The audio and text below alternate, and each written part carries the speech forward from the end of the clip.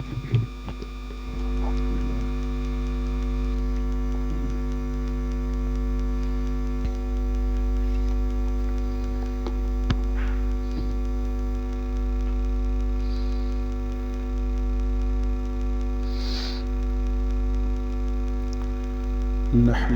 ونصلي على رسوله الكريم أما بعد فأعوذ بالله من الشيطان الرجيم بسم الله الرحمن الرحيم الله يتوفى الأنفس حين موتها والتي لم تمت في منامها فيمسك التي قضى عليها الموت ويرسل الأخرى إلى أجل مسمى إن في ذلك لآيات لقوم يتفكرون أم اتخذوا من دون الله شفعاء قل أولو كانوا لا يملكون شيئا ولا يعقلون قل لله الشفاعة جميعا له ملك السماوات والأرض ثم إليه ترجعون. کہ اللہ پاک تمہیں جب موت دیتا ہے، اللہ یتوفی الانفس حین موتها، جب اللہ پاک تمہاری جان نکالتا ہے، موت دے دیتا ہے، واللتی لم تمت فی منامها، اور جب تم سوتے ہو اس موت، وہ بھی موت تمہیں دیتا ہے، ایک تو اصل موت ہے، ایک سونے والی موت ہے. فَيُمْسِكُ الَّتِي قَضَى عَلَيْهَا الْمَوْتَ، پس اگر اس نے وفات نہ دینا ہو تو اس موت کو روک لیتا ہے. وَيُرْسِلُ الْأُخْرَى إِلَىٰ أَجَلٍ مُّسَمًّى، اور ایک وقت تک اس کو آگے کر دیتا ہے. إِنَّ فِي ذَلِكَ لَآيَاتٍ لِقَوْمٍ يَتَفَكَّرُونَ، بے شک اس میں تو سوچنے والوں کے لیے نشانیاں ہیں، فکر سوچ کرنے والوں کے لیے نشانیاں ہیں.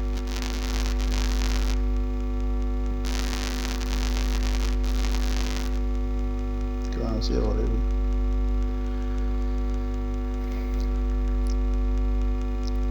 ایک تو انسان فوت ہوتا ہے تو روح قبض ہو جاتی ہے، چلی جاتی ہے بندہ. بس جب تک روح ہے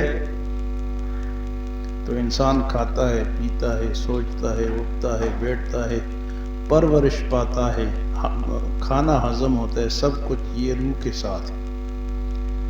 فرمایا کہ جب اللہ تمہیں موت دیتا ہے تو ایک تو یہ موت ہے کہ تمہاری روح قبض ہو گئی، چلی گئی، روح نکل گئی، اور ایک موت جو ہے وہ روزانہ تم اس کو محسوس کرتے ہو، سوتے ہوئے بھی تم فوت ہو جاتے. یعنی یہ جو نیند ہے اصل میں مرنا ہے. اس میں بھی روح چلی جاتی ہے لیکن اس کا ایک لنک انسان کی روح کے ساتھ برقرار رہتا ہے. یعنی بندہ تو فوت ہو جاتا ہے، روزانہ ہم فوت ہوتے ہیں، اور روح کا ایک لائن، ایک لکیر، ایک تار جیسی ایک لکیر وہ روح کے ساتھ، انسان کے جسم کے ساتھ برقرار رہتی ہے. تو اگر اللہ چاہے تو اس لائن کو بھی کاٹ دے، بندہ مرتے ہوئے، سوتے ہوئے مر جائے، سوتے ہوئے ہی. لیکن اگر اللہ چاہے کہ اس کی ابھی موت نہیں ہے تو پھر وہ روح دوبارہ واپس آتی ہے، انسان زندہ ہو جاتا ہے ایک وقت تک. تو عجیب نظام ہے اللہ کا. کہ اللہ یتوفی الانفس حین موتها، اللہ تمہارے روح کو قبض کر لیتا ہے موت کے وقت. واللتی لم تمت فی منامها، اور تمہارے نیند کے وقت تمہاری جو موت ہے وہ واپس کر دیتا ہے. فَيُمْسِكُ الَّتِي قَضَى عَلَيْهَا الْمَوْتَ، اگر وہ تمہاری موت مقرر نہیں تو روح کو واپس کر دیتا ہے وَيُرْسِلُ الْأُخْرَى إِلَىٰ أَجَلٍ مُّسَمًّى، اور ایک مقررہ وقت تک پھر وہ تمہاری موت ٹل جاتی ہے۔ إِنَّ فِي ذَلِكَ لَآيَاتٍ لِقَوْمٍ يَتَفَكَّرُونَ، اس میں تو فکر والوں کے لیے، سوچنے والوں کے لیے بڑی نشانی ہے۔ اب انسان ہے، روزانہ نیند کی حالت میں انسان اصل میں فوت ہوتا ہے، نہ کوئی بات کر سکتا ہے، نہ کوئی کھا سکتا ہے، نہ پی سکتا ہے، نہ تو اصل میں تو فوت ہوتا ہے۔ لیکن یہی روح جو ہے، اس کا ایک لنک، روح اور جسم کا لنک جو ہے وہ برقرار رہتا ہے۔ اسی سے انسان خواب دیکھتے ہیں اور بہت ساری باتیں ہوتی ہیں نیند میں، تو وہ روح کا جو لنک ہے نا، وہ انسان کے ساتھ اس کا لنک برقرار رہتا ہے۔ لیکن اگر اللہ چاہے تو کئی دفعہ آپ نے دیکھا ہوگا کہ بندہ سو گیا اور صبح پتہ چلا کہ وہ تو یار فوت ہو گیا، وہ تو سوتے میں فوت ہو گیا، تو اسی نیند میں اللہ اس کو آگے لے جاتا ہے۔ اور اگر اس کو دوبارہ زندگی دینی ہوتی ہے تو اللہ فرماتے ہیں وَيُرْسِلُ الْأُخْرَى إِلَىٰ أَجَلٍ مُّسَمًّى، ایک وقت تک اس کو آگے کر دیتا ہے۔ فرمائے سوچو إِنَّ فِي ذَلِكَ لَآيَاتٍ لِقَوْمٍ يَتَفَكَّرُونَ۔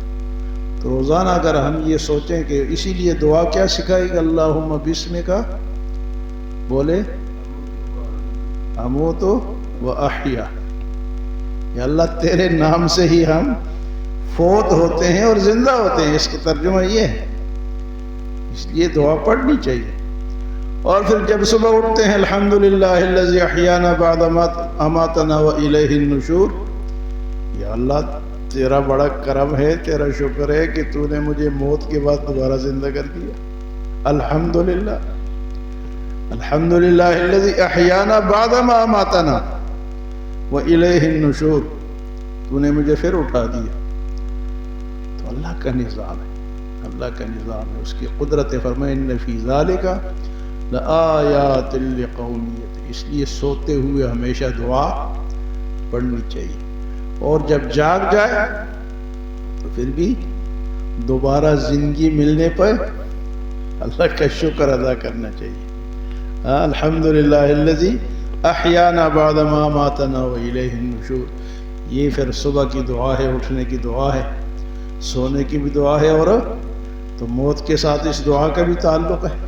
اور قرآن بھی یہی کہہ رہا ہے کہ اگر اللہ موت دینا چاہے تو پھر تو فنش، تمہاری روح لے جاتا ہے، اور اگر دوبارہ نیند کی حالت میں تم فوت ہوتے ہو، اگر اللہ چاہے تو دوبارہ تمہیں وہ لوٹا دیتا ہے، اگر نہ چاہے تو پھر نیند میں انسان۔ اس کے بعد اللہ پاک فرماتے ہیں ام اتخذوا من دون اللہ شفعاء، کیا ان لوگوں نے اللہ کے سوا اپنے سفارشی بنائے ہوئے ہیں؟ ام اتخذوا من دون اللہ شفعاء، فلاں میرے سفارش کر دے گا، فلاں کر دے گا، یہ کوئی نہیں کر سکتا اللہ کے سوا۔ ہاں، جسے اللہ پاک حکم دیں گے، جس طرح کہ حدیث میں آتا ہے کہ قیامت کے دن جب حساب کتاب شروع ہوگا تو لوگ جائیں گے آدم علیہ السلام کے پاس، نوح علیہ السلام کے پاس، موسیٰ علیہ السلام کے پاس کہ ہماری سفارش فرمائے کہ حساب کتاب شروع ہو۔ جنت جہنم تو الگ بات ہے، پھر اس طرف ہی شروع ہو جائے، ہم تو بڑے پریشان ہیں، گرمی میں پڑے ہوئے ہیں، کھڑے ہیں، ننگے کھڑے ہیں، صرف یہ شروع ہو جائے، پروسیس شروع ہو جائے تو سارے کہیں گے جی ہم نہیں کر سکتے، ہم نہیں کر سکتے۔ سارے انبیاء کیا کہیں گے؟ ہم نہیں کر سکتے۔ پھر حضور صلی اللہ علیہ وسلم کے پاس آئیں گے، پھر آپ صلی اللہ علیہ وسلم سجدہ فرمائیں گے، ایک روایت میں کہ 7 دن آپ سجدہ کریں گے، دوسری روایت میں کہ 14 دن آپ سجدے میں پڑے رہیں گے۔ حضور صلی اللہ علیہ وسلم کی ہستی، اتنا عرصہ وہ سجدے میں پڑے رہیں گے، اور پھر اللہ فرمائیں گے، اور حضور صلی اللہ علیہ وسلم کے ارشاد مبارک ہے کہ اللہ مجھے اس ٹائم ایسے کلمات سکھا دیں گے اللہ تعالیٰ کی تعریف کے کہ جو ابھی مجھے نہیں آتے ہوں۔ ابھی مجھے اس وقت سجدے میں اللہ مجھے ایسے کلمات تعریف کے، اللہ کے تعریف کے ایک جھنڈا ہوگا جس کا نام ہوگا لواء الحمد، اللہ کی تعریف کا جھنڈا. اس جھنڈے کے نیچے آپ سجدہ کریں گے اور ایسی ایسی دعائیں کریں گے کہ آپ صلی اللہ علیہ وسلم نے فرمایا کہ ابھی مجھے اس کا علم نہیں ہو، مجھے اللہ اس دن سکھائیں گے. تو حضور صلی اللہ علیہ وسلم سجدہ کریں گے. اس کے بعد اللہ پاک فرمائیں گے ارفع راسک یا محمد، اے محمد صلی اللہ علیہ وسلم آپ اپنا سر اٹھائیے اور جو آپ مانگتے ہیں وہ آپ کو ملے گا. یعنی ہم تو کہتے ہیں کہ ہماری ویسے ہی سفارش ہو جائے گی، سفارش اتنی مشکل چیز ہے. اس لیے آیت الکرسی میں آپ سنتے ہیں من ذا الذی، اس طرح نہ بیٹھو، من ذا الذی یشفع عندہ الا باذنہ، کون ہے جو اللہ کی اجازت کے بغیر کسی کی سفارش کر سکے. تو یہ جو لوگوں کا یہ کنسپٹ ہے نا کہ فلاں سفارش ہوگی لیکن اللہ کے اجازت سے ہوگی، اور ہوگی کس کے لیے؟ جو مشرک نہیں ہوگا، جو کافر نہیں ہوگا. اگر کوئی مشرک ہے اس کے تو بات ہی ختم، اس کے لیے تو ہوگی ہی نہیں، وہ تو لائن سے نکل گیا ہے. ہاں گناہگار باقی جو ہے ان کے لیے سفارش ہوگی. پھر اللہ پاک اجازت دیں گے کہ شہید بھی سفارش کرے گا، حافظ قرآن بھی کرے گا، علماء بھی کریں گے، انبیاء بھی کریں گے، لیکن اللہ تعالیٰ کی اجازت سے. من ذا الذی یشفع عندہ الا باذنہ. تو فرمایا کہ ام اتخذوا من دون اللہ شفعاء، انہوں نے اللہ کے سوا اور سفارشی بنائے ہوئے ہیں. قل اولو کانوا لا یملکون شیئا ولا یعقلون، آپ ان سے کہہ دے کہ جن کو تم سفارشی سمجھتے ہو، مطلب بت ہے، قبر ہے، کوئی انسان ہے، جن ہے، فرشتہ ہے، جن کو تم سفارشی سمجھتے ہو، اگرچہ ان کے پاس کوئی اختیار ہی نہ ہو. قل اولو کانوا لا یملکون، کہ ان کی ملکیت میں کوئی چیز نہیں ہو، آپ کے کیا سفارش ہے؟ آپ جا کے کسی آدمی کو دنیا میں کہیں جی کہ مجھے ایک گاڑی دے دو، اس بیچارے کے پاس خود سائیکل ہے تو آپ کو کہاں سے گاڑی دے گا؟ مطلب جس کے پاس اختیار ہی نہیں ہے وہ کیا سفارش کرے گا؟ قل اولو کانوا لا یملکون شیئا ولا یعقلون، نہ ان میں عقل ہو. عقل کن میں نہیں ہوتی؟ چلو انسانوں میں تو عقل ہوتی ہے، لیکن یہ جو بت ہے یا قبر ہے ان میں عقل ہے. فرمایا قل اولو کانوا لا یملکون شیئا ولا یعقلون، کہ ان میں نہ طاقت ہے اور نہ عقل ہے. یہ جو بت پرست ہوتے ہیں نا، مثلا ہندو ہیں آج کل، پہلے تو مشرکین مکہ سارے بت ہی پوجتے تھے، لیکن یہ بت کو کس طرح پوجتے ہیں؟ یہ اصل میں کسی انسان کی شکل بنا کے پھر اس کو پوجتے ہیں. جس طرح ہمارے ہاں آپ نے دیکھا ہوگا کہ کئی لوگ بزرگوں کی تصویریں 5-6 تصویریں انہوں نے لی ہوتی ہیں اور دکان میں لگائی ہوتی ہیں، عبد القادر جیلانی رحمۃ اللہ علیہ کی، فلاں پیر کی، فلاں کی. تو وہ سمجھتے ہیں کہ یہ جو تصویریں ہم لگاتے ہیں نا یہ ہمیں فائدہ دیں. تو یہ جو بت پرست ہے وہ کیا کرتے ہیں؟ وہ ان پتھروں کی عبادت نہیں کرتے، وہ اصل میں کسی اپنے پرانے ان کا کوئی گزرا ہوتا ہے اس کی شکل بناتے، پھر اس کی بت اس شکل کا بناتے. تو عجیب بات تو یہ ہے نا کہ ایک پتھر لیں گے بہت بڑا 2 من کا پتھر، تو اس کی تو عبادت نہیں کریں گے، اس کو تراشیں گے کسی کی شکل پہ بنا کے، پھر وہ ان کا خدا بن جائے گا. 10 من کی لکڑی لیں گے، اس لکڑی کو تراش کر کے کسی کی شکل بنا کے پھر ان کا خدا بن جائے گا. اتنی تو بے وقوفی ہے ان کی، یار خود ہی تم نے اپنے ہاتھوں سے بنایا ہے اور اب خدا بن گیا. پتھر کو تراش کے تم نے ایک بت بنا دیا اپنے ہاتھوں سے، اور آپ کہتے ہو یہ ہمارا کام کرے گا، یہ ہماری سفارش کرے گا. چاہے لکڑی سے بناؤ، چاہے پتھر سے بناؤ، چاہے پیتل سے بناؤ، لیکن بنایا تو تو نے خود ہے. اللہ تو وہ ہے جس نے تجھے بنایا، جس نے سب کو بنایا. فرمایا کہ ام اتخذوا من دون اللہ شفعاء، کیا انہوں نے اللہ کے سوا سفارشی بنا لی ہے؟ قُلْ وَلَوْ كَانُوا لَا يَمْلِكُونَ، آپ کہہ دیں کہ کیا اگرچہ ان کے ملکیت میں کچھ بھی نہ ہو، طاقت نہ ہو، شیئاً کچھ بھی، وَلَا يَعْقِلُونَ، اور نہ ان میں سمجھ ہو، عقل ہو۔